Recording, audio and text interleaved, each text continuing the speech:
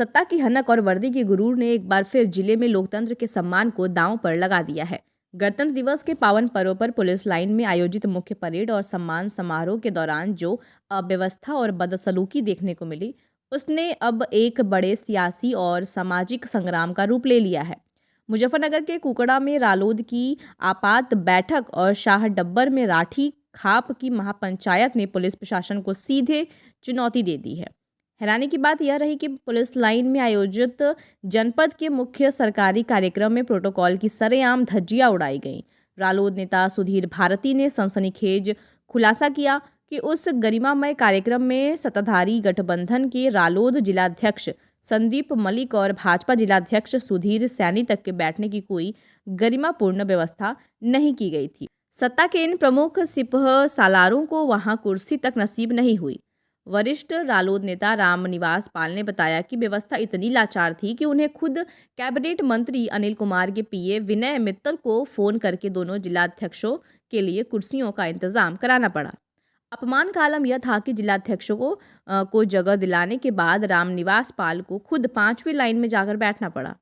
गणतंत्र दिवस के इसी कार्यक्रम में रालोद महासचिव और राठी खाप के थांबेदार कृष्ण पाल राठी के साथ हुई बदसलूकी ने आग में घी का काम किया। राठी ने बताया कि सरकारी निमंत्रण पर पहुंचने के बावजूद जब उन्होंने घुटनों में तकलीफ के कारण सोफे का सहारा लिया तो सीओ खतौली रामाशीष यादव ने मर्यादा की सारी सीमाएं लांघ दी। राठी ने दो टूक कहा, हम सरकार में हिस्सेदार हैं, पुलिस के गुलाम नहीं। वर्दी के नशे में चूर अधिकारी अपनी हदें भूल चुके हैं। थांबेदार के अपमान की गूंज बुढ़ाना ब्लॉक के गांव शाहडब्बर में आयोजित राठी खाप की महापंचायत में सुनामी दी है।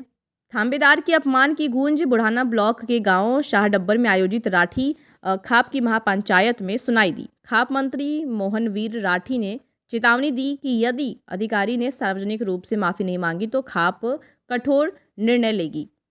खाप मंत्री मोहनवीर राठी के साथ रवित राठी, अनिल राठी, राजकुमार राठी, महिपाल राठी, राजवीर राठी, रविंद्र राठी, रणवीर राठी, सलेख चंद राठी, ब्रह्मपाल राठी, सत्येंद्र राठी, सुदेश पाल राठी और यशपाल राठी सहित खाप के दर्जनों जिम्मेदार लोग मौजूद रहे।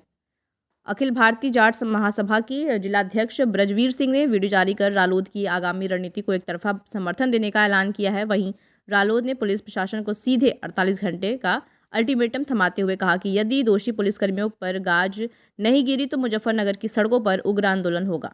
चेयरमैन साहब, क्या घटना हुई है? एक अखबार में आपका फोटो छपा, पुलिस अधिकारी आपको पकड़े गए।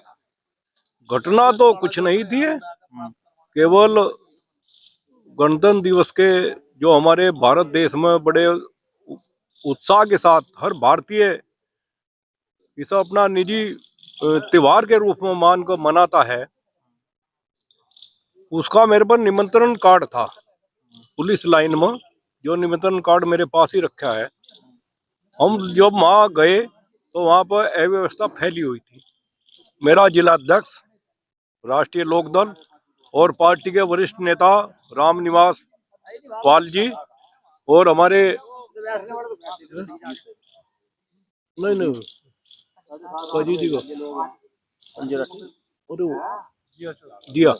जियाजुर रहमान जो नगर पालिका चुनाव भी लड़ चुके हैं, और संजय राठी, हमारे तोमर साहब, भूपेंद्र जी जो हमारे किसान प्रकोष्ठ के बड़ी जिम्मेदारी पर हैं, सभी लोग हमारी पार्टी के वहां पर पहुंचे, लेकिन वहां अव्यवस्था फैली हुई थी। अगली पंक्ति पर अधिकारियों के नाम और माननीय मंत्री जी का था। हमारे मन में सभी के एक उत्साह था, आज हमारी पार्टी के कैबिनेट मंत्री पुलिस लाइन में सलामी लेंगे, इस उत्साह के साथ वहां पर गए थे।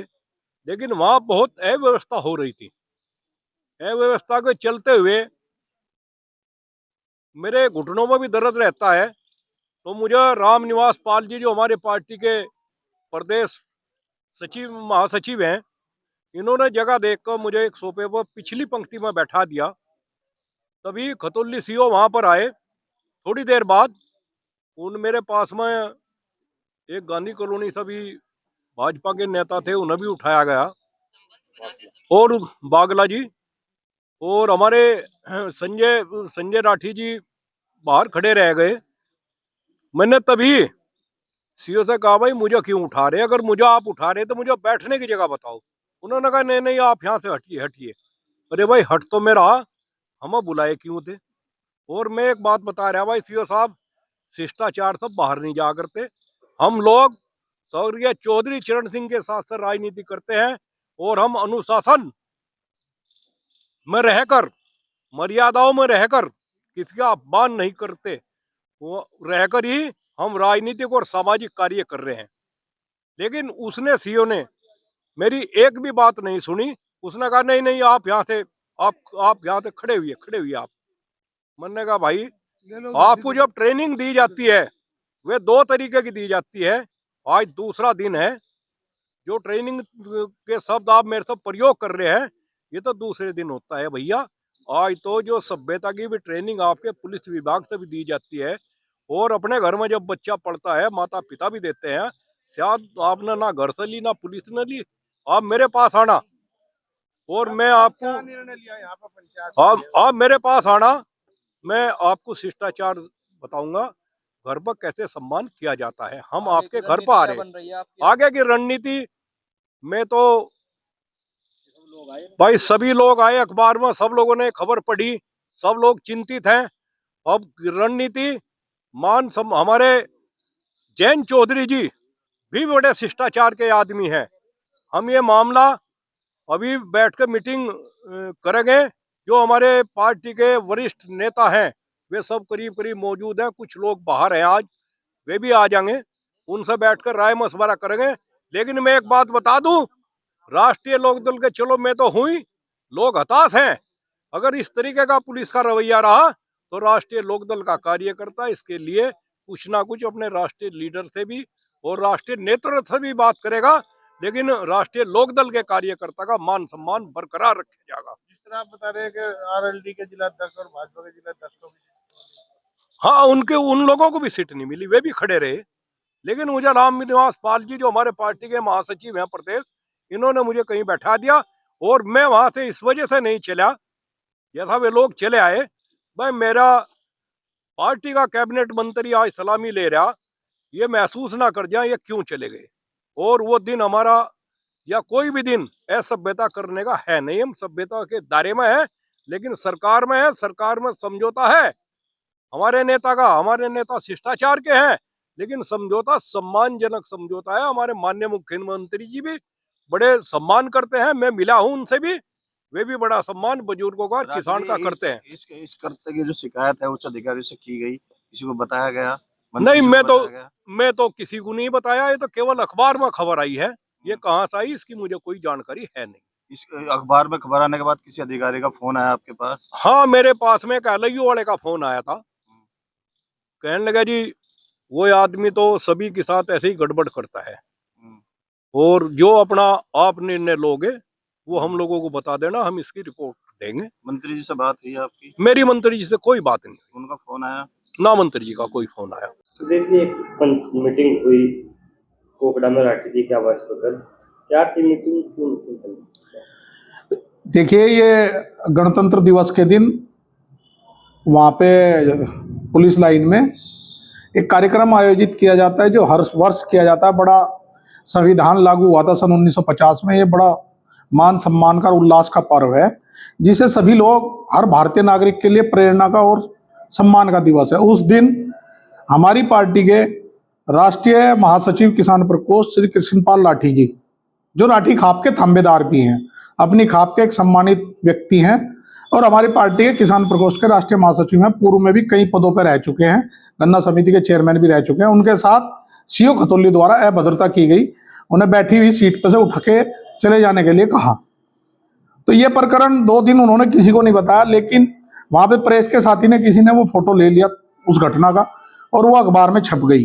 अखबार में छपने के बाद हम सभी लोगों ने उनसे जाके मालूमात की। हमने पूछा ऐसा क्यों हुआ और आपने क्यों नहीं बताया। उन्होंने कहा भाई मैं नहीं चाहता था कि भाई ऐसे उल्लास के पर्व में कोई विघ्न डले। तो उस बात को लेकर फिर समाज के लोगों ने, कुछ पार्टी के लोग भी थे, पदाधिकारी भी थे, कुछ समाज के जिम्मेदार लोग भी थे, वहां पे एक मीटिंग की जिसमें निर्णय लिया गया था कि कल शाम तक, मतलब 2 दिन का समय दिया गया था, 2 दिन का समय दिया गया। अब कल शाम तक अगर उसमें कोई सम्मानजनक कार्यवाही उसके ऊपर नहीं होती है सीओ साहब के, तो फिर उसमें आगे की रणनीति बना के और उसमें जो है आंदोलन किया जाएगा। आज राठी खाप के कई गांवों में पंचायतें हुई हैं और अखिल भारतीय जाट महासभा के जिला अध्यक्ष ब्रजवीर सिंह ने भी अनकंडीशनल सपोर्ट किया है। उन्होंने कहा है कि आगे जो भी, और गांव देहात से हमारे पास बहुत टेलीफोन आ रहे हैं, उनका कहना है कि जब समाज के इतने सम्मानित आदमी उन्हीं के साथ है, जिनकी उम्र भी 70 के आसपास है, सर पे टोपी लगी हुई थी, हाथ पे वो कंधे पे उनके हरा कपड़ा था, दूर से ही पहचान होती है भाई किसान नेता हैं।